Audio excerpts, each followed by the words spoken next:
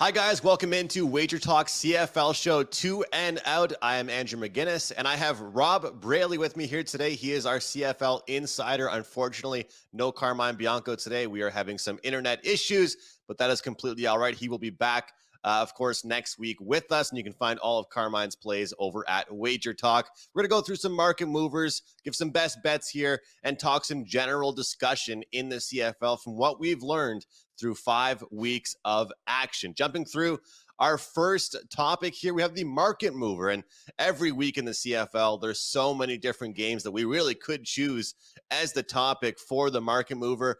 I'll give one that I think, and we'll go to Rob for anything he might think that could be on the move. But I took a look at the Montreal versus Toronto game. Everyone talks about Toronto and Hamilton having a rivalry, but I would say that I think Toronto and Montreal might have a rivalry of their own. And guys, we keep on saying this here on 2 and Out, but I'll have to reiterate it. If you like the underdog in these games where there's this point spread around 5, 5.5, 6, I strongly recommend waiting closer to kickoff. You know, we're seeing a lot of movement throughout the week, especially on these favorites. I saw the number, open up at some spots as low as, 3.5, 4. Then we see 5, 5.5. Now it's back to 5.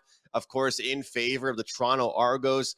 As far as this total number is concerned, it's at 48.5 right now. I do expect this number to go down. So if you like the under, I would bet that sooner than later. If you like the over in this game, I think that you can wait. But Rob, we've seen so much movement throughout the CFL season so far. We talked a little bit about it last week, but it's not always accurate. The movement has not always meant that team ends up being successful. But is there any game that's really on your that you're eyeing that you think that if bettors want to get in, they should get in right now? Hey Andrew, good morning. Yeah, we've seen a lot of line movements over the season so far. I mean, it's still a short season, but it just seems when the line moves one way, the game ends up the opposite for some reason.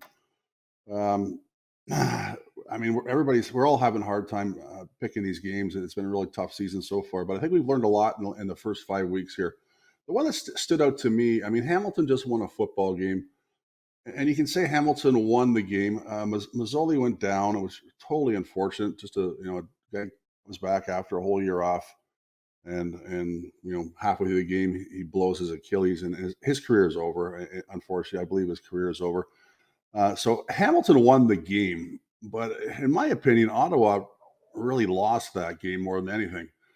And Edmonton, I know they're 0-18 at home, 0-5 for the season. They're getting 3 points at home, and I think that's going to be a slugfest. I think it's going to be an ugly one, but I can't lay 3 points on the road with Hamilton. I think that line has moved the wrong way as well, Andrew.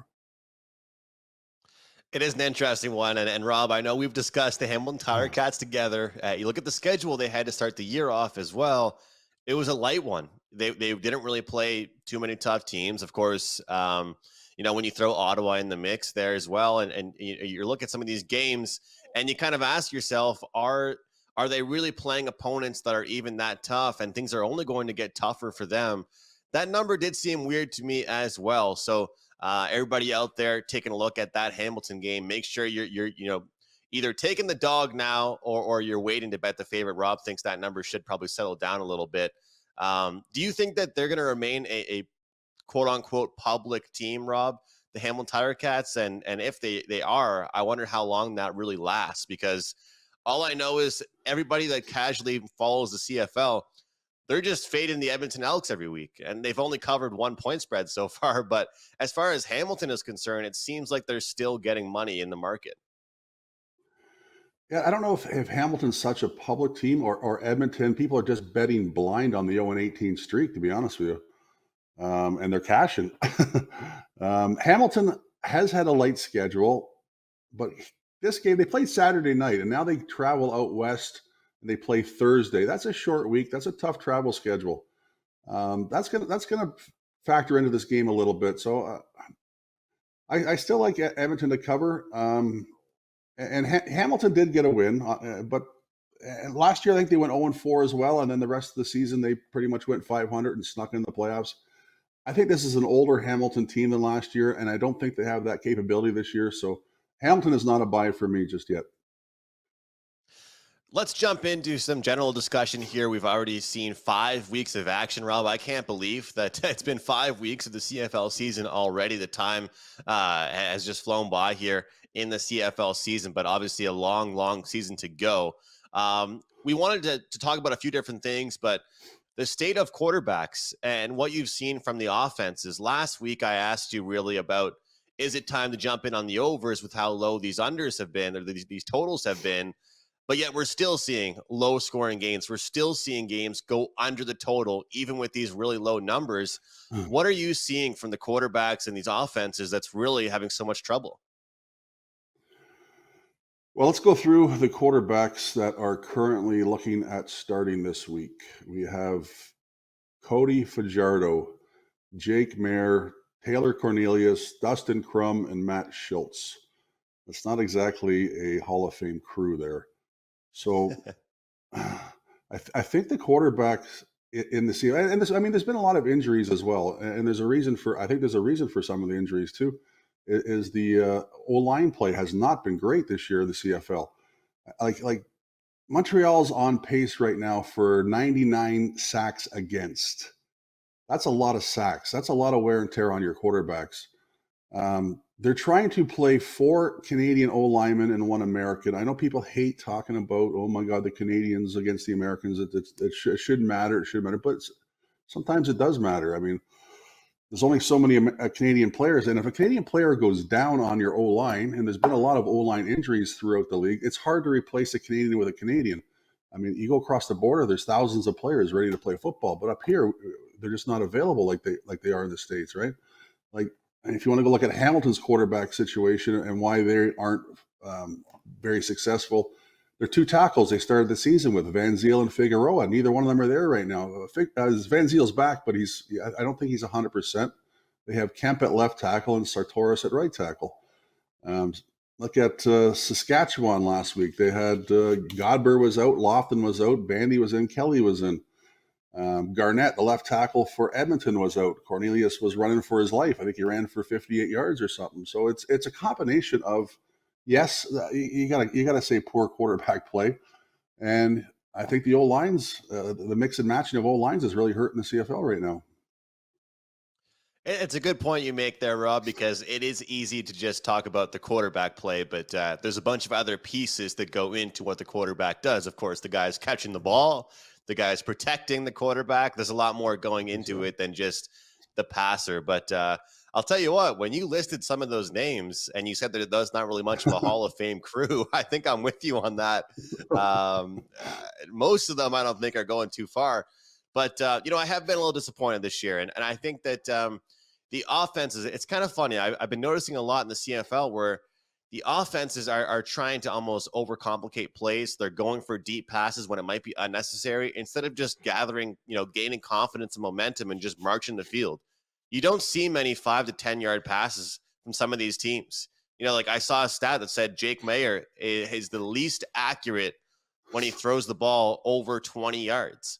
But when he's just dumping the ball off, picking his spots and marching the field to use the run game, Calgary is very successful. So it's interesting to see. And I'm curious now, we're at the point of the year where you have so much film at your disposal that it's really important for these coaches to figure out what's working for them and really what's not working for them. And as we talk about the East Division and the West Division, well, I wouldn't say that one division is completely dominant over the other at this point. But for anybody that doesn't know about the crossover and how that works, Rob, could you tell our audience about how that works come playoff time and kind of what you're seeing that look like right now in the CFL? Well, I'll simplify it. If the 4th place team in the West has a better record than the 3rd place team in the East, the Western team crosses over to the East Division and makes their playoff run on the road over in the East. I would alliterate it the other way, but I don't think I can remember the last time an Eastern team went West to cross over. So the West has dominated for a long time. And right now we got 5 teams with one win or no wins vying for 2 playoff spots, basically, right? Um, Hamilton's 1-3, Edmonton's 0-5, Calgary's 1-3, Ottawa's 1-3, Montreal's 2-2, and Saskatchewan's just somehow came out 3-1 on top of that game against Edmonton. I don't know how they pulled that off still, but anyway, it is what it is. So these games, believe it or not, these 0-5 and 1-4, 3 teams, this is an important week for them if they're looking at either making the playoffs or hunting for the crossover. And I think you're going to see some teams here fighting for their lives this week, and it's only week 6. That is the really interesting thing about what we've seen so far is Rob, I know there's been some bad play, but guess what? There's been bad play from a lot of teams. So Yeah. like you just mentioned, I mean, at the bottom of the pack with the Elks, Stampeders, and even Roughriders, and then you've got the Red Blacks and Tiger Cats in their division, there's still lots to compete for. And the funny thing is, I'm not saying it could happen, but with how poorly some of the other teams in the West have played, it's not like Edmonton's dreams are done either. You know, I'm not saying they're going to make the playoffs, but, you know, guess who only has one more win than Edmonton does? Calgary, you know? So that's really, that says a lot about really what's going on in the West Division right now and in the league. But of course, I'm a big believer in strength of schedule. You know, some teams that have had a little bit of a tougher go so far, and some teams that have had an easier ride so far this season. So, I think it's super interesting. And I just wanted to ask you kind of a last question, just in the general discussion. Would you say at this point that it's really beneficial to start betting against any type of change? Like last week, I understand your point where you talked about how you said, hey, Hamilton probably didn't win that game. Ottawa just lost it. And I get it. You're not throwing shade towards Hamilton. You're just saying, you know, there was an injury that happened and Ottawa didn't look great by any means. So is that something that we can look to fade when it's a new quarterback or when a new piece comes in or an injury? Because I know in the NFL, sometimes the point spreads, they overreact. And actually, you can bet on that team with the change. But in the CFL, change seems to be a pretty bad thing for some of these teams. Yeah, I haven't picked on Ottawa yet in our 6 weeks here, so I'm going to pick on Ottawa this week. They are a 10-point dog against Winnipeg, and they've earned it. They've earned it to be a 10-point dog. Not earned it. I mean, their quarterbacks, they've lost 3 now, and they're on a 4th quarterback. There's an issue there protecting the quarterback. But as far as I've seen the roster in Ottawa, I think out of all of these teams, I would say Ottawa is probably the weakest roster that's out there right now. They have no big playmakers. They don't do anything particularly well. Kahari Jones, the first 3 or 4 games, I was kind of impressed how he's kept that team in ball games, but his play calling on the last game to me was very questionable. And Dice, the head coach, he called a timeout after a dead ball. Like, just some strange coaching things going on there, and I think that's going to snowball for them. So to me, I'm looking at Ottawa as a team I want no part of going forward, and I may lay it at 10 points with Winnipeg. I'm not sure, but I can't see Ottawa scoring this week. So you want to take that into my best bet. I'll talk about it a little further on the next segment, but I'm an Ottawa fade right now. Yeah, I think Winnipeg might be able to pick their number in that game. That's going to be a rough one for the Ottawa Red Blacks. Let's take a look at the odds for this week, the numbers that we're seeing currently in the CFL. Starting off, of course, as we talked about, game 1 of the week, current number Hamilton -2.5, -3, depending on where you're looking around. We've got over 42.5. We have the money line -140. Underdog number there on Edmonton +120. We got the Argos -5, total 48.5 in that one against the Alouettes. We have the Blue Bombers and Ottawa Red Blacks going head to head. Like Rob just mentioned, we're seeing some 9.5s and some 10s in favor, of course, as the Blue Bombers. And we're taking a look at the total in that one. We're seeing everything, around 44.5. 45 and some 44s as well. In the last game of the week, we have the Calgary Stampeders, Roughriders, Saskatchewan Roughriders going head-to-head. That's a really short one there. -1.5 favorites for the home team, the Saskatchewan Roughriders. Total in that one, 44.5. We're seeing -130 money line number there for the favorite, the home team, Saskatchewan Roughriders. Rob, I don't know if you've noticed this, but it seems like I kind of like it this way, but I don't know, it's not on purpose. It seems like the better games of the week are always the last game of the week. And I think I would probably prefer that than the other way around. But you take a look at this week, Hamilton and Edmonton lead things off. And then you got the power hitter game with, the 1 point spread with Calgary and Saskatchewan. So I'd like that to be the case than the other way around, at least. But Rob, before we jump into some best bet stuff, anything else stick out to you when you take a look at some of these numbers and you take a look at the CFL board this week before we jump into our best bets? And of course, guys, you can follow Rob on Twitter at Rob_Braley. And of course, Carmine Bianco, you can get all his plays at WagerTalk at Carmine Bianco WT. But Rob, anything else you wanted to say about the current lines you're seeing across the board right now in the CFL? Well, I was looking at the Toronto-Montreal game. Toronto's a power football team. I think they're a 5 or 5.5 point favorite. And from what I've seen from Fraud Jardo, as one of my friend Joe Minkin calls him, Cody Fraud Jardo, they are struggling, and I think Toronto is definitely a favorite I want to look at. But the number 48 seems a little bit high to me. I see we got a 42.5, a 48, a 45, and a 44.5, something like that. These are incredibly low numbers for the CFL. Something that eventually has got to turn around here. The CFL is predominantly a scoring football league, big plays, back and forth. But we haven't seen that this year. So this is all uncharted waters here with these 42s and 44s. So I think we got to start looking at opportunities for overs, and we got a good one last week. And I think he was your 5% play with the BC Lions over, and that's soared over.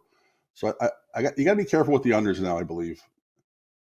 Yeah, and the numbers are just getting very low. With one game being 48.5, but the rest of them being very, very low.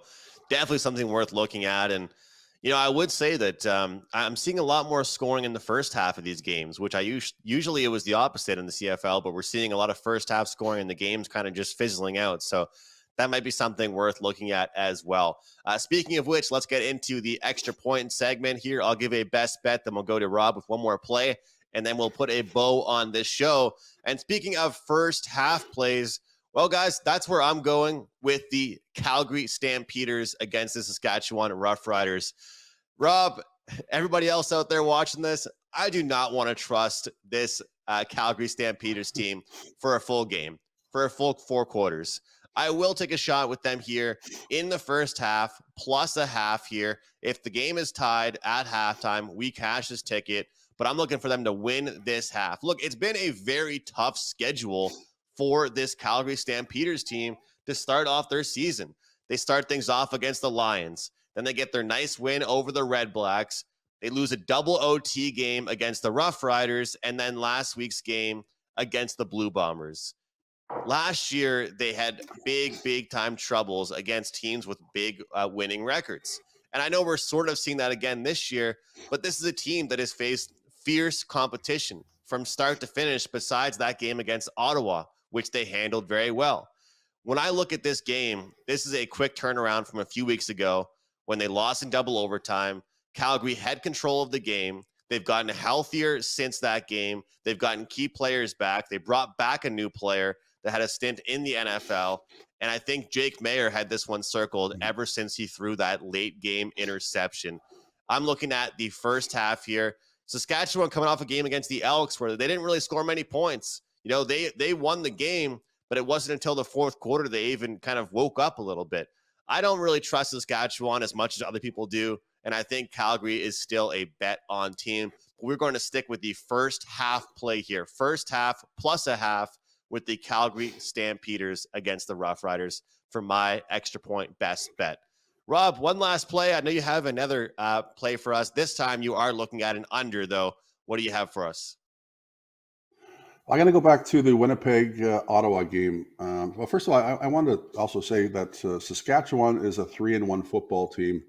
So is Winnipeg. So is BC. But they're not a 3-1 football team in that group. They've beaten Edmonton twice and barely beaten Edmonton twice. So I like that play, Andrew. I'm going to look at the Winnipeg game under 45. Brady Oliveira has run for 400 yards this season, 4 touchdowns. Caleris's quarterback rating is 112.2. His completion percentage is 68. Their O-line is healthy. They eat up the clock. The last 2 games, they've dominated the line of scrimmage, and they've dominated the time of possession as well. And that's what's going to happen here in Ottawa. They're just going to grind it out. They're going to own the line of scrimmage. They're going to slow the game down. They're going to shorten the game, and it's going to be an under, in my opinion, under 45, because Ottawa is really going to have a hard time moving the ball and controlling the clocks like Winnipeg will. So I'm going to go Winnipeg under 45 is my best bet for today. Awesome stuff, Rob. Like that play as well. And looking at kind of the run game that Winnipeg can certainly take advantage of. Who knows how often Ottawa will even have the ball in their hands.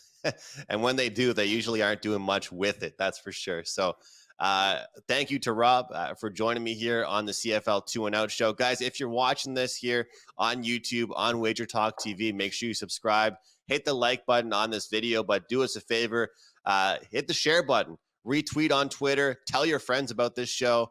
The CFL is a fun league to follow, a fun league to bet on, and a profitable one as well. And we will be here all throughout the summer delivering some CFL information to you.